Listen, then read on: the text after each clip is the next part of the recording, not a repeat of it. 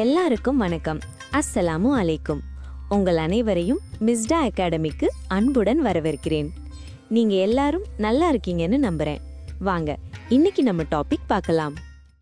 தாயம் என்றால் என்ன என்று கேட்டால் பலருக்கும் அது கொஞ்சம் கடினமான கணித விஷயம் போல தோன்றலாம்.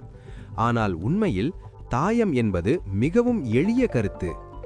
தாயம் என்றால் எண்கள், குறியீடுகள் அல்லது கணித கணக்குகள் எல்லாம் ஒழுங்காக குறுக்கு வரிசைகளாகவும் நெடுக்கு வரிசைகளாகவும் அடுக்கி வைக்கப்பட்ட ஒரு செவ்வக அட்டவணை.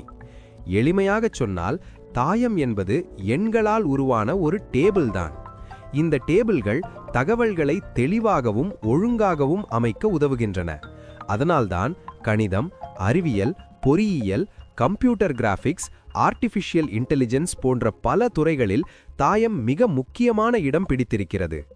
ஒரே நேரத்தில் பல சமன்பாடுகளை தீர்க்க வேண்டிய சூழ்நிலையிலும் 3D படங்களை மாற்ற வேண்டிய இடத்திலும் தாயம் நமக்கு குழப்பத்தை குறைத்து தெளிவை கொடுக்கிறது.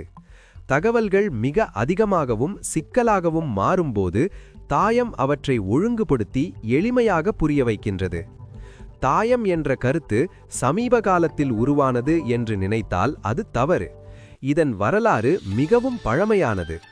கிமு 300 முதல் கிபி 200 வரை பழைய சீனாவில் தாயம் போன்ற முறைகள் பயன்படுத்தப்பட்டுள்ளன. த 9 chapters on the mathematical art என்ற புகழ்பெற்ற சீன நூலில் ஒரே நேரத்தில் பல சமன்பாடுகளை தீர்க்கும் முறைகள் விவரிக்கப்பட்டுள்ளன.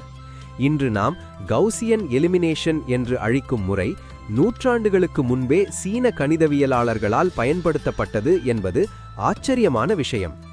பின்னர் பாபிலோனியர்களும் இதை பற்றி ஆய்வு செய்தனர். ஐரோப்பாவில் காட்ஃப்ரிட் வில்ஹெம் லெய்ப்னிஸ் சமன்பாடுகளின் கோஎஃபிஷியன்ட்களை அட்டவணைகளாக அமைத்தார். 1700களின் இறுதியில் கார்ல் ஃப்ரைட்ரிச் கவுஸ் தாயம் மல்டிப்ளிகேஷன், இன்வர்ஸ் போன்ற கருத்துக்களை விரிவாக்கினார். 1850இல் ஜேம்ஸ் ஜோசப் சில்வெஸ்டர் இந்த செவ்வக அட்டவணைக்கு தாயம் என்று பெயர் வைத்தார். சில்வெஸ்டரின் நண்பர் ஆர்தர் கெய்லி தாயம் ஆபரேஷன்ஸை முறையாக அமைத்து மாடர்ன் தாயம் தியரிக்கு அடித்தளம் அமைத்தார். இப்போது தாயம் நம் வாழ்க்கையில் எவ்வளவு முக்கியம் என்பதை பார்ப்போம்.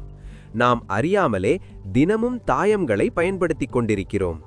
வீடியோ கேம்ஸில் கேரக்டர்ஸ் நகர்வதும் ரொட்டேட் ஆகுவதும் அனிமேஷன்ஸ் ஸ்மூத்தாக தெரிவதும் தாயம் காரணமாகத்தான். ஆர்டிஃபிஷியல் இன்டெலிஜென்ஸில் image recognition, speech recognition, recommendation systems எல்லாமே பெரிய தாயம் கால்குலேஷன்ஸை அடிப்படையாக கொண்டவை. பிசிக்ஸில் motion, forces, electrical circuits, quantum mechanics போன்ற விஷயங்களை தாயம் மூலம் எளிதாக காட்ட முடிகிறது. எக்கனாமிக்ஸில் சப்ளை, டிமாண்ட், ப்ராஃபிட், லாஸ் ஆகியவற்றை பகுப்பாய்வு செய்ய தாயம் உதவுகிறது. இதனால் தாயம் என்பது கிளாஸ் ரூமில் மட்டும் இருக்கும் கணிதம் அல்ல, மாடர்ன் டெக்னாலஜியின் பேக்போன் என்று சொல்லலாம். தாயமை நன்றாக புரிந்து கொள்ள ஸ்கேலார்ஸ் மற்றும் வெக்டர்ஸை அறிந்திருக்க வேண்டும். ஸ்கேலார் என்பது ஒரு தனி எண். அதற்கு அளவு மட்டும் இருக்கும், திசை இருக்காது. 30 டிகிரி வெப்பநிலை, 5 கிலோ எடை அல்லது 7 என்ற எண் எல்லாம் ஸ்கேலார்கள். வெக்டர் என்பது எண்களின் ஒரு பட்டியல். அதற்கு அளவும் திசையும் இருக்கும். வெலாசிட்டி, ஃபோர்ஸ் போன்றவை வெக்டர்கள். தாயம் என்றால் பல வெக்டர்கள் ஒன்றாக வரிசைகளாகவும் நெடுக்கு வரிசைகளாகவும் அமைக்கப்பட்ட ஒரு அமைப்பு. தாயங்கள் பொதுவாக ஏ, பி, எம் போன்ற கேபிட்டல் லெட்டர்ஸால் குறிக்கப்படுகின்றன. தாயத்தின் உள்ளிருக்கும் ஒவ்வொரு எண்ணையும் எலமெண்ட் அல்லது என்ட்ரி என்று அழைக்கிறோம்.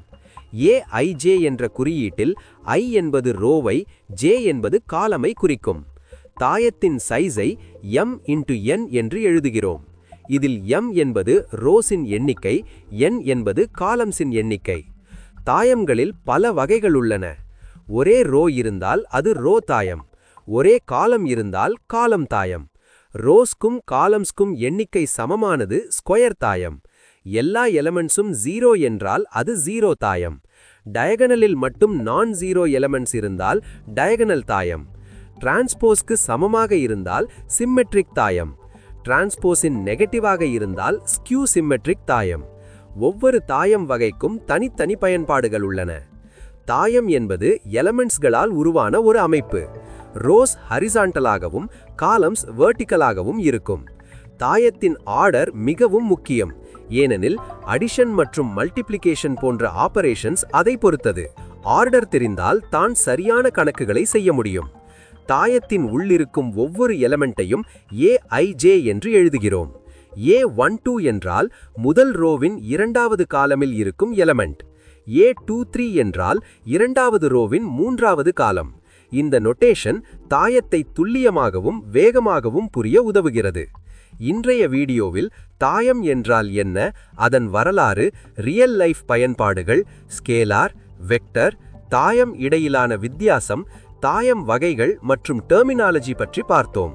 இந்த தாயம் என்பது எளிமையாக தோன்றினாலும் அது கணிதத்திலும் மாடர்ன் டெக்னாலஜியிலும் மிக சக்தி வாய்ந்த ஒரு கருவி.